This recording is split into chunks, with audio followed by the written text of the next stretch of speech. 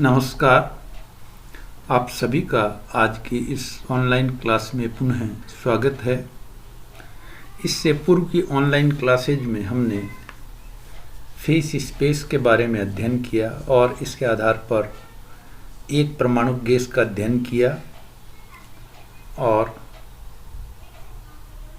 जो ऊर्जा समविभाजन नियम है, बैरोमीट्रिक इक्वेशन, वायु दाब समीकरण, वो भी ज्ञात की। और आज इसी कड़ी में हम अध्ययन करेंगे किसी द्विपरमाणु गैस की विशिष्ट ऊष्मा का। जैसा कि आपको मालूम है, विशिष्ट ऊष्मा ये जो दो तरीके की होती हैं, स्थिर आयतन पर और स्थिर दाब पर। और विशेषकर ऊष्मा गतिकी में जो स्थिर आयतन पर विशिष्ट ऊष्मा है वही महत्वपूर्ण होती है, जो कि ऊर्जा के रूप में ΔU/ΔT के बराबर होती है। अब प्रश्न उठता है कि एक जो द्विपरमाणु अणु है उसकी जो आंतरिक ऊर्जा है वो किन कारणों से हो सकती है। तो किसी द्विपरमाणु अणु की जो कुल आंतरिक ऊर्जा है वो 3 कारणों से हो सकती है। एक जो अणु है उनकी स्थानांतरण गति के कारण, दूसरे जो अणु हैं चूँकि डाई एटॉमिक मॉलिक्यूल है इसलिए इन दोनों अणुओं को जो मिलाने वाली रेखा है उसके लंबवत जो घूर्णन है उसके कारण, और तीसरी जो स्थिति है वो ये हो सकती है कि द्विपरमाणु अणु चूँकि दो जो एटम्स हैं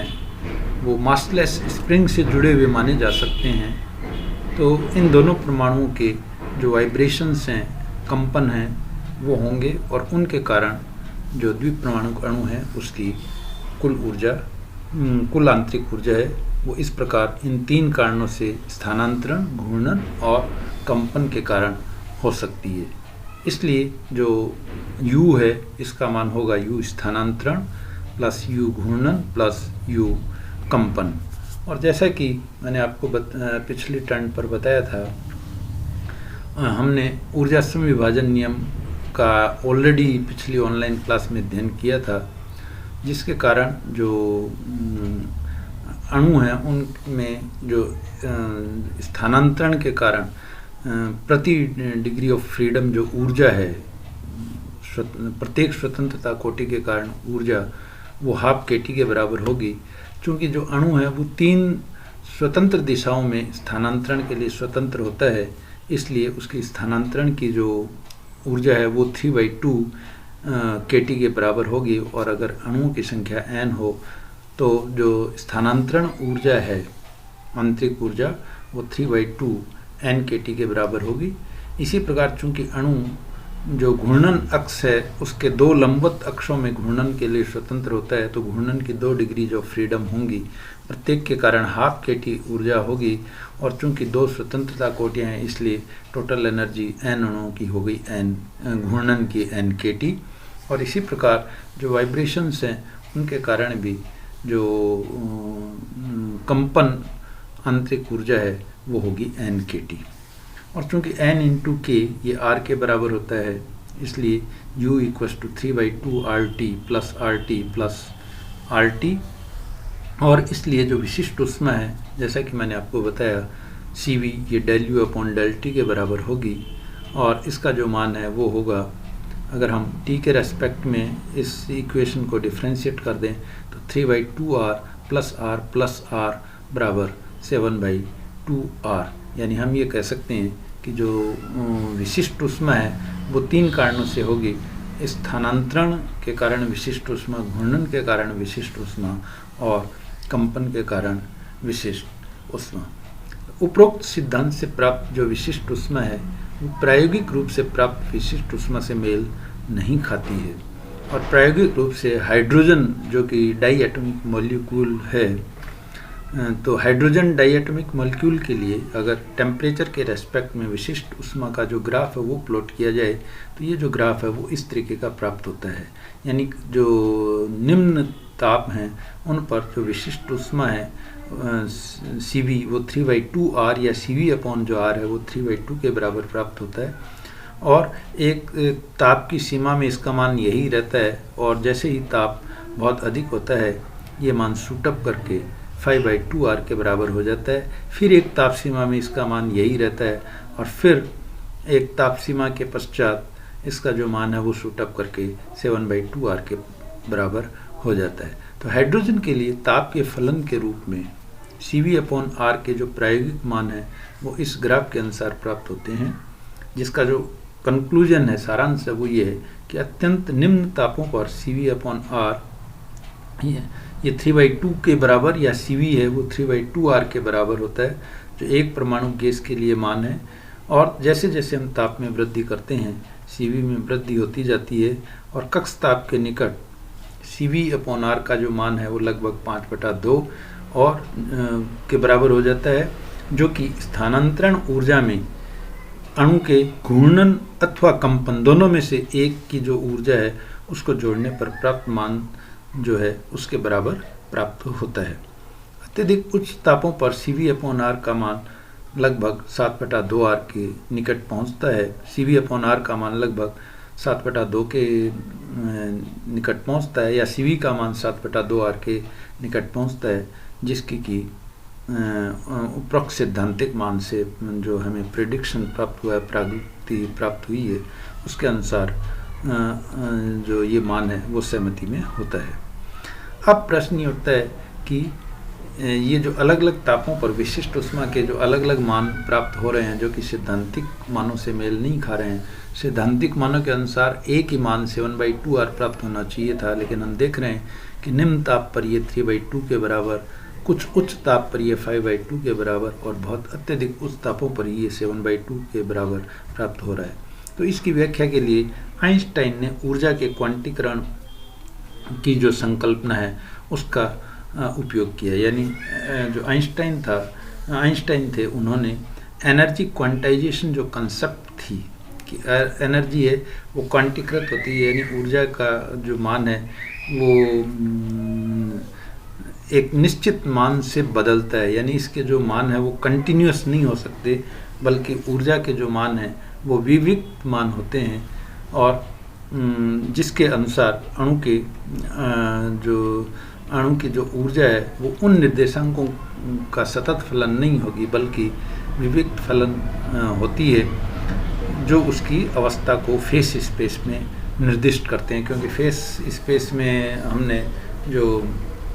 अणु की ऊर्जा है वो सतत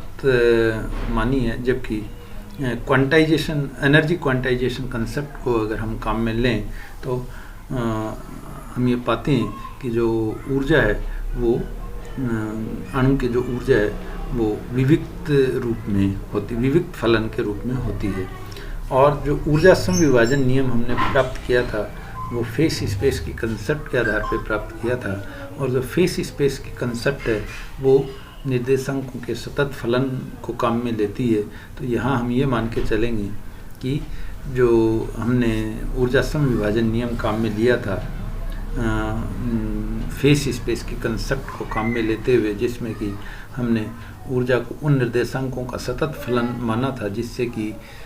उसकी फेस स्पेस में अभिव्यक्ति की जाती है, या जो उसकी अवस्था को निर्दिष्ट करते हैं, तो वो नियम है वो यहाँ लागू नहीं होता। तो क्वांटम यांत्रिकी के अनुसार जो द्विपरमाणु अणु की जो कंपन और जो घूर्णन ऊर्जाएं हैं उनका मान क्रमशः साई कंपन, ये तो होता है n+12 h के बराबर, और साई रोटेशन या साई घूर्णन है ये होता है n+1 h² I के बराबर, जहाँ n एक पूर्णांक है, इसका मान 1 0 1 2 3 हो सकता है। न्यू कंपन आवृत्ति है, और जो कैपिटल I है वो द्रव्यमान केंद्र के सापेक्ष जो डाई एटॉमिक मॉलिक्यूल है उसका जड़त्व आघूर्ण है। अब इन दोनों का जो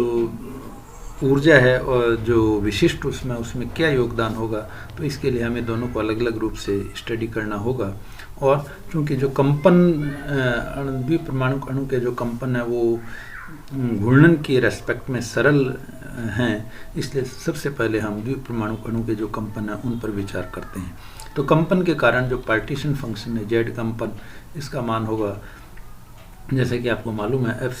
समेशन एक्सपोनेंशियल माइनस एप्सिलॉन कंपन अपॉन के टी, और एप्सिलॉन कंपन का जो मान है वो है n plus half H new, तो ये हो गया summation exponential minus n plus half H new upon k T, और एच न्यू अपॉन के जिसे कि हम कंपन का अभिलाक्षणिक ताप कहते हैं, कैरेक्टरिस्टिक टेम्परेचर ऑफ वाइब्रेशन, इसलिए इसको हम लिख सकते हैं जेड इक्वस टू जेड कंपन equals to summation exponential minus n plus half theta कंपन अपॉन टी। चूँकि ऊर्जा है वो निर्देशांकों का सतत फलन नहीं है, इसलिए इस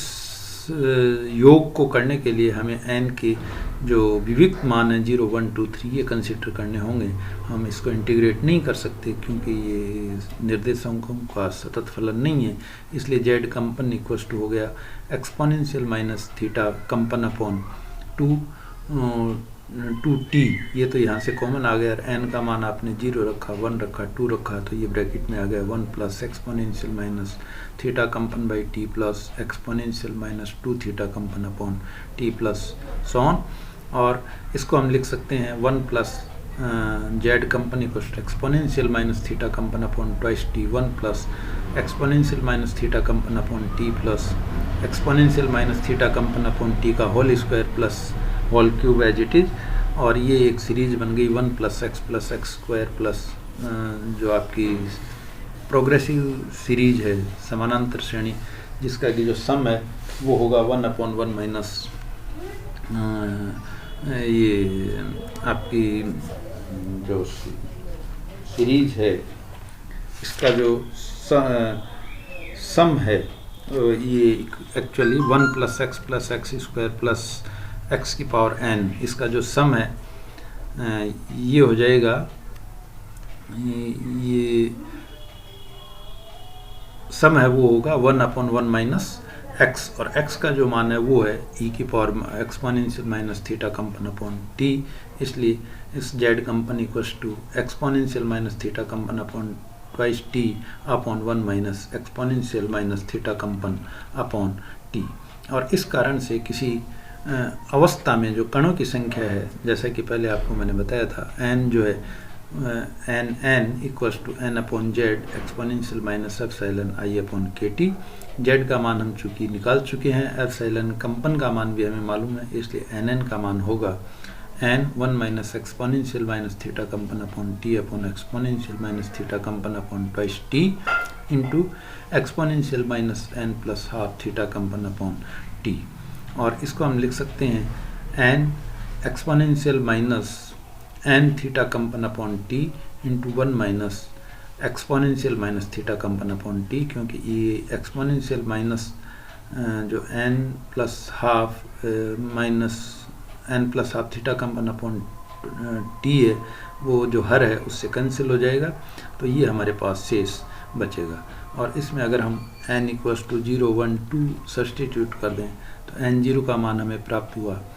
n 1 minus exponential minus theta कंपन अपॉन टी, n1 का मान n एक्सपोनेंशियल माइनस थीटा कंपन upon T into 1 minus exponential minus theta कंपन अपॉन टी, n2 का मान n एक्सपोनेंशियल माइनस 2 थीटा कंपन upon T into 1 minus exponential minus theta कंपन upon T. तो इस प्रकार जो अलग अलग अवस्थाएं हैं उनमें हम कणों की संख्या वो प्राप्त कर सकते हैं। अगर ताप का मान बहुत कम हो, अत्यंत निम्न ताप हो, तो उसके लिए टी का जो मान है वो थीटा कंपन की तुलना में बहुत कम होगा, जिससे सभी चरघातांकी पद शून्य होंगे। अतः टी बराबर 0 के पर n0 इक्वल्स टू n प्राप्त होगा, n1, n2, n3 इन सब के मान है वो शून्य हो जाएंगे, अर्थात 0 के निकट सभी अणु कंपन की निम्नतम ऊर्जा अवस्था में होते हैं, एवं इस अवस्था की जो ऊर्जा है वो शून्य नहीं होती, बल्कि आप देख रहे हैं n बराबर 0 रखने पर एप्सिलॉन कंपन का जो मान है वो हाफ एच न्यू के बराबर होता है, और इसे हम 0 पॉइंट एनर्जी कहते हैं, शून्य बिंदु ऊर्जा कहते हैं। अर्थात परम शून्य है वो ताप है जिस पर ऊर्जा शून्य नहीं होती बल्कि हाफ एच न्यू के बराबर होती है, और परम शून्य से ऊपर जो ताप है उस पर सभी जो ऊर्जा अवस्थाएं हैं वो कुछ सीमा तक भरी हुई होती हैं। किसी ताप पर जो कुल ऊर्जा है U, इसका मान होगा n के T square del by del T log Z. Z हम चूँकि ऑलरेडी निकाल चुके हैं, उसके लॉग जेड का मान रख करके अगर हम टाइम के टी के रेस्पेक्ट, ताप के रेस्पेक्ट में उसको डिफ्रेंशिएट करें और इस इक्वेशन को सॉल्व करें तो हमें u का जो मान है वो प्राप्त होगा n के थीटा कंपन ब्रैकेट में half plus 1 upon exponential theta कंपन अपॉन t माइनस 1 ब्रैकेट बंद। और इसलिए 1-2 लित्र की जो मध्य ऊर्जा है वो होगी u अपॉन n और इसका मान आ गया k थीटा कंपन half plus 1 upon exponential theta कंपन बाई t माइनस 1। और इस प्रकार हम देखते हैं कि क्वांटम यांत्रिकी में 1-2 लित्र की मध्य ऊर्जा चिरसम्मत यांत्रिकी से प्राप्त तो मान कितना होता है kT के बराबर, तो उसकी तुलना में ये एक ताप का जटिल फलन प्राप्त होता है। इसको भी हम 2 स्थितियों में स्टडी कर सकते हैं। अगर ताप अत्यंत निम्न हो तो उस स्थिति में t का मान थीटा कंपन की तुलना में बहुत कम होगा जिससे चरघातांकी पद बड़ा होगा, और एप्सिलॉन बार जो है वो हो गया k थीटा कंपन अपॉन 2 बराबर हाफ h न्यू। उच्च ताप है तो उस स्थिति में t ग्रेटर देन थीटा कंपन, तो चरघातांकी पद का मान बहुत कम प्राप्त होगा जिससे एक्सपोनेंशियल थीटा कंपन अपॉन t को जो है हम 1 plus x square by factorial 2 इस प्रकार इसको एक्सपेंड कर सकते हैं। तो ये मान होगा 1 प्लस थीटा कंपन अपॉन 2, और इसलिए जो एप्सिलॉन बार है इसका लगभग मान प्राप्त होता है हमें kT के बराबर। अर्थात उच्च तापों पर क्वांटम यांत्रिकी एवं चिरसम्मत यांत्रिकी से जो प्राप्त मान है वो समान प्राप्त होते हैं। इसलिए CV का कंपन का जो मान है वो हो गया डेल U कंपन अपॉन डेल T, और U कंपन हम ऑलरेडी निकाल चुके हैं। इसका मान अगर इसमें रखें तो CV का मान आ जाता है R थीटा कंपन बाई T का whole square exponential theta minus theta, ये होगा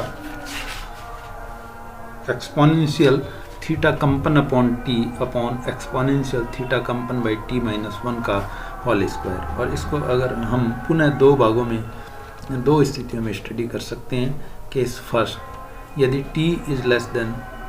थीटा कंपन तो उस स्थिति में जो हर में चरघातांकी पद है ये बड़ा होगा और इसकी तुलना में हम 1 को नगण्य मान सकते हैं। इसलिए CV बराबर R थीटा कंपन बाई t का होल स्क्वायर एक्सपोनेंशियल थीटा कंपन upon t upon exponential theta कंपन बाई t का होल स्क्वायर। एक ये इससे कैंसिल हो जाएगा तो ये रह जाएगा R थीटा कंपन बाई t का whole square exponential minus theta कंपन अपॉन t,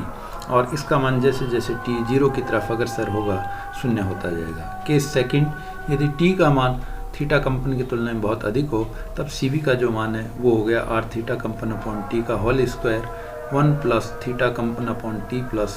हाफ थीटा कंपन अपॉन t का whole square plus so on upon 1 plus theta कंपन by t plus half theta कंपन बाई t का होल स्क्वायर प्लस माइनस 1 का whole square. ये 1 से 1 cancel हो जाएगा, और थीटा कंपन बाई t का होल स्क्वायर इसको अगर हम कॉमन ले लें तो ये CV हमें प्राप्त होगा CV बराबर R थीटा कंपन बाई t का whole square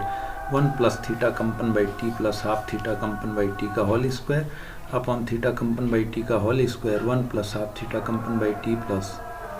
whole square. Theta कंपन बाई t का होल स्क्वायर ये अंश में भी थीटा कंपन बाई t का होल स्क्वायर है उससे कैंसिल हो गया,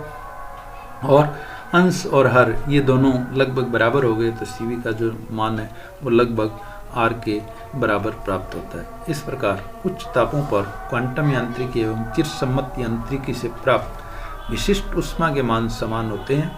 जबकि निम्न तापों पर मान एक जैसे प्राप्त नहीं होते हैं। अब हम आणविक घूर्णन पर विचार करते हैं। हमने वाइब्रेशंस कंसिडर किए, ये जो प्रॉब्लम थी वो इजी थी। अब हम कंसिडर करते हैं रोटेशंस को, मॉलिक्यूलर रोटेशंस, अणु के जो घूर्णन है उस पर विचार करते हैं। तो घूर्णन के लिए जो संवितरण फलन है वो कंपन के संवितरण फलन की तुलना में जटिल होता है। इसका जो मान है वो होगा summation exponential minus n plus 1 h square h cross square upon twice IKT, और इसको लिखा जा सकता है summation exponential minus n plus 1 theta घूर्णन अपॉन t, जहाँ पर थीटा घूर्णन equals to h cross square upon twice IK है, जो कि घूर्णन का अभिलाक्षणिक ताप या कैरेक्टरिस्टिक टेम्परेचर ऑफ रोटेशन कहलाता है। अब इसको हम एनालिटिकली विश्लेषण के तौर पे ही अगर सॉल्व करें तो थीटा कंपन और थीटा घूर्णन दोनों के मान हमने निकाल लिए हैं। थीटा कंपन ये आया है एच न्यू अपॉन के, थीटा घूर्णन ये आ रहा है H square upon twice I के। तो हम देखते हैं दोनों की तुलना करें तो थीटा जो घूर्णन है इसका मान थीटा कंपन की तुलना में बहुत कम होता है। और अगेन जो थीटा घूर्णन है, चूँकि ये जड़त्वाघूर्ण के व्युत्क्रमानुपाती होता है, प्रोपोर्शनल 1/i आ रहा है, अतः सामान्यतया थीटा घूर्णन का मान बहुत कम पाया जाता है, बहुत ही कम मान होता है। और साधारणतया जो ताप हैं उनके मान थीटा घूर्णन की तुलना में बहुत अधिक होते हैं। जब ऐसी स्थिति होगी कि तापों के मान अधिक होंगे और जो थीटा घूर्णन है उसका मान कम होगा, तो जो उच्च ताप हैं उन पर थीटा घूर्णन के कारण जो विशिष्ट ऊष्मा का मान है वो चिरसम्मत यांत्रिकी से प्राप्त जो मान आर है उसके तुल्य प्राप्त होगा। तो इस प्रकार जो सारांश है वो ये है कि निम्न तापों पर द्विपरमाणु अणु के सभी अणु घूर्णन एवं कंपन की निम्नतम ऊर्जा अवस्थाओं में होते हैं, जिसके कारण अणुओं की केवल स्थानांतरण ऊर्जा है वो प्रभावी होती है। और इस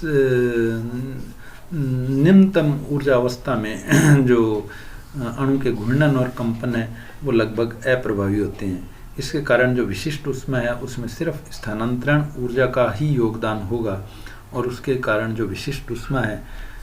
उसका मान लगभग 3/2r के प्राप्त होगा। लेकिन जैसे जैसे ताप का मान बढ़ेगा, अणु के घूर्णन और कंपन की जो अवस्थाएं, अणु के घूर्णन और कंपन भी होने लगेंगे, या यूँ कहें कि अणु घूर्णन और कंपन की अवस्थाओं में जाने लगेंगे, जिसके परिणाम स्वरूप घूर्णन और कंपन का जो योगदान है वो भी स्थानांतरण ऊर्जा, ऊष्मा के स्थानांतरण जो ऊर्जा है उसमें होने लगेगा। और इसके कारण इनका भी योगदान जो है वो विशिष्ट ऊष्मा में होगा और इनके कारण जो योगदान आता है वो प्रत्येक के कारण आर होगा। इसलिए जो विशिष्ट ऊष्माओं के जो मान हैं वो क्रम से 5/2r अथवा 7/2r हैं वो प्राप्त होंगे। तो इस प्रकार जो डाई एटॉमिक मॉलिक्यूल की विशिष्ट ऊष्मा की जो विसंगतियाँ थी उसको क्वांटम यांत्रिकी रूप से आइंस्टाइन ने जो ऊर्जा है उसका क्वांटम स्वरूप को कंसिडर करते हुए सॉल्व किया। तो आज की इस ऑनलाइन क्लास में बस इतना ही। धन्यवाद।